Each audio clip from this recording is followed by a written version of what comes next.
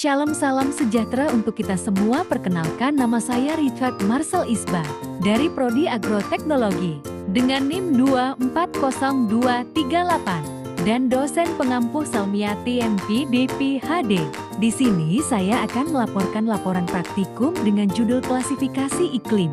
Latar belakang, cuaca adalah keadaan udara pada saat tertentu dan wilayah tertentu yang bersifat lokal dan berlangsung dalam waktu singkat. Sedangkan iklim merupakan rata-rata keadaan cuaca dalam jangka waktu yang panjang dan wilayah yang luas. Sutame Harja 2000. Baik iklim maupun cuaca terbentuk karena gabungan dari unsur-unsur seperti suhu udara, kelembapan, curah hujan, tekanan udara, dan angin. Cuaca dan iklim memengaruhi kehidupan makhluk hidup di bumi, termasuk metabolisme organisme yang dapat berubah seiring perubahan kondisi cuaca. Tarbak dan Lutyens 2005. Cuaca juga merupakan unsur penting dalam kehidupan manusia karena cuaca mempengaruhi kegiatan dan aktivitas manusia. Manusia hingga saat ini belum dapat mengendalikan iklim dalam wilayah yang cukup luas. Untuk itu, manusia hanya dapat memperkirakan keadaan cuaca dan menyesuaikan diri dengannya sebaik mungkin. Oleh karena itu, manusia perlu mempelajari iklim dan cuaca karena terlalu banyaknya kombinasi dari unsur iklim dan cuaca yang ada, menyebabkan keberagaman iklim pula. Untuk mempermudah mempelajari iklim dan cuaca, manusia menggolongkan iklim dan cuaca tersebut suprajaka. 2001.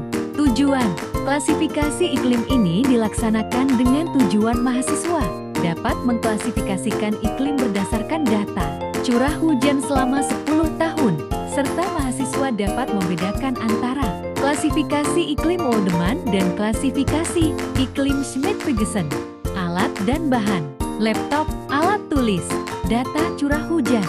Cara kerja: A. Melakukan pengamatan pada data curah hujan yang telah didapat. B. Menghitung dan mengklasifikasikan iklim dalam klasifikasi menurut Schmidt-Peterson dan klasifikasi iklim.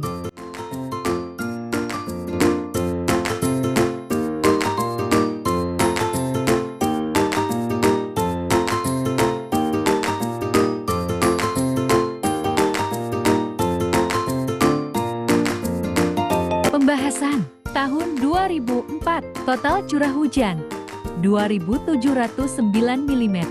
Distribusi bulan: 10 bulan basah, 0 lembab, 2 kering. Rasio BK atau BBQ 0,2. Tipe iklim basah. Analisis: rasio Q menunjukkan musim kemarau cukup terbatas, 2 bulan kering, sementara curah hujan cukup tinggi dan merata. Dominasi bulan basah menandakan tahun ini memiliki pola iklim. Tahun 2005, total curah hujan 3.636 mm. Distribusi bulan: 10 bulan basah, 1 lembab, 1 kering. Rasio Q 0,1. Tipe iklim sangat basah. Analisis: tingginya curah hujan dan hanya 1 bulan kering membuat tahun ini tergolong sangat basah. Ini menunjukkan intensitas dan distribusi hujan sangat kuat sepanjang tahun, ideal bagi pertanian dan penyimpanan air, tetapi juga berpotensi banjir. Tahun 2006, total curah hujan 2.672 mm. Distribusi bulan: 10 bulan basah, 2 lembab, 0 kering. Rasio Q 0. Tipe iklim sangat basah. Analisis: tidak ada bulan kering. Semua bulan mendapat curah hujan cukup tinggi. Ini adalah tahun dengan distribusi hujan paling merata dan konsisten.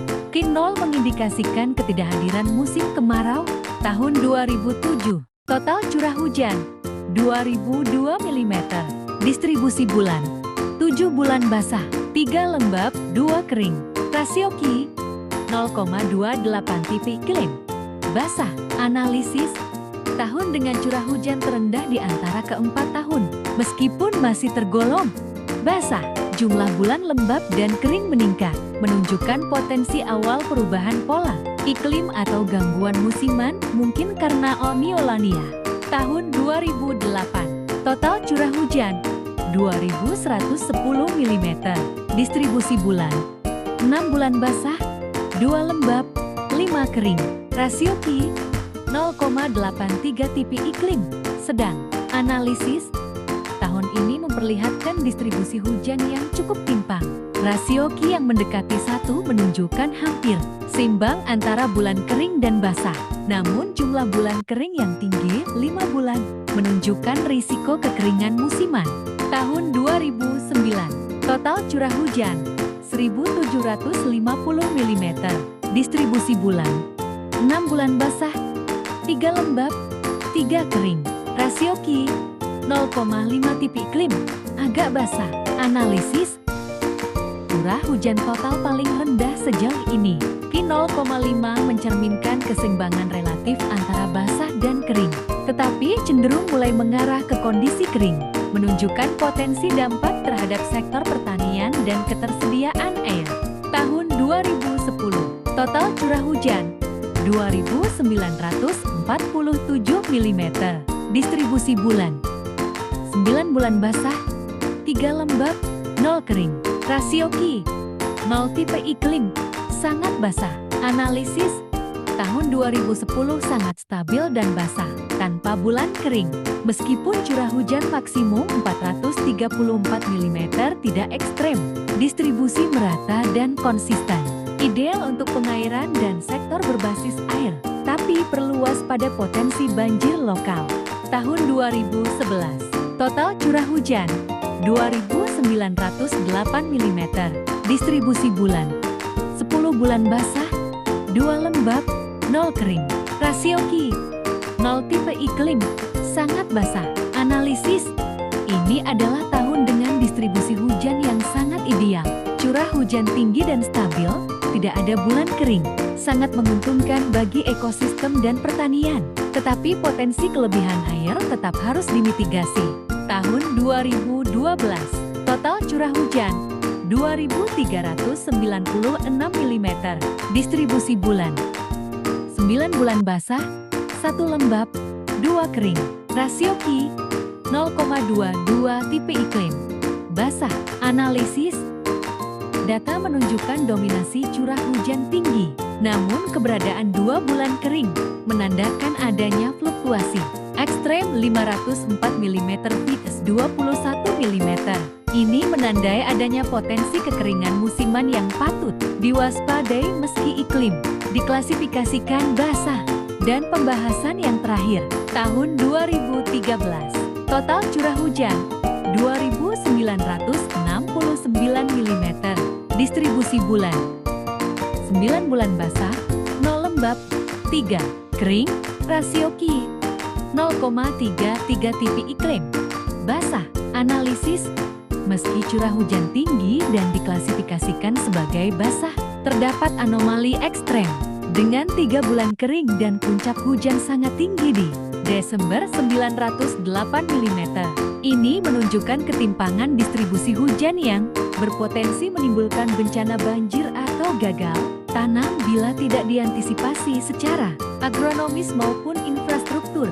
Kesimpulan, berdasarkan data curah hujan Kabupaten Sambas dari tahun 2004 hingga 2013, dapat disimpulkan bahwa mayoritas tahun memiliki tipe iklim sangat basah hingga basah menurut klasifikasi Smith-Ferguson dan Ferguson 1951. Rasio Q rendah 0,125 pada tahun 2005, 2006, 2010, dan 2011 menunjukkan distribusi hujan yang merata dan stabil tanpa bulan kering, sangat mendukung pertanian dan ketersediaan air BMKG 2020.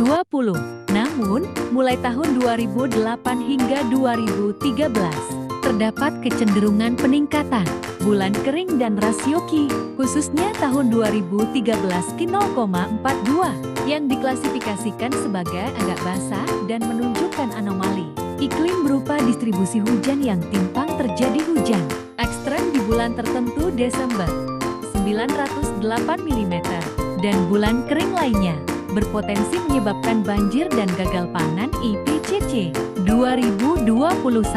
Tren ini dapat dikaitkan dengan variabilitas iklim global seperti NSO El Niño Southern Oscillation, serta perubahan penggunaan lahan di tingkat lokal Fadhil 2019. Fenomena ini menandakan perlunya adaptasi dalam tata kelola sumber daya air dan